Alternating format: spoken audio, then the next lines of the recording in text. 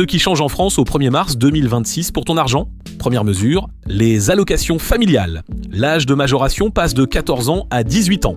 Concrètement, cela signifie que les familles ayant des enfants entre 14 et 18 ans ne toucheront plus la majoration pendant ces années. La perte est estimée autour de 900 € par an par famille concernée. La majoration ne sera versée qu'à partir des 18 ans de l'enfant. Deuxième changement, les petits colis importés. Une taxe de 2 € par article sera appliquée aux produits importés de moins de 150 €.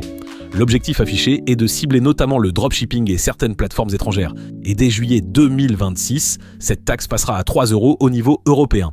Troisième point, la hausse des cartes grises.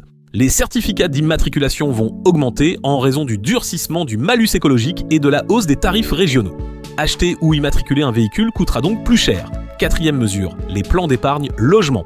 Les PEL ouverts après le 1er mars 2011 atteignent leur durée maximale de 15 ans. Ils seront automatiquement clôturés. Cela concerne environ 3,2 millions de PEL représentant plus de 90 milliards d'euros d'encours. Cinquième élément, la fin de la trêve hivernale. À partir du 31 mars 2026, les expulsions locatives pourront reprendre.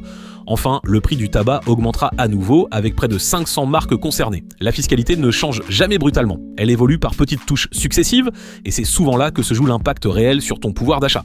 Abonne-toi pour comprendre ces évolutions avant qu'elles ne pèsent sur ton budget.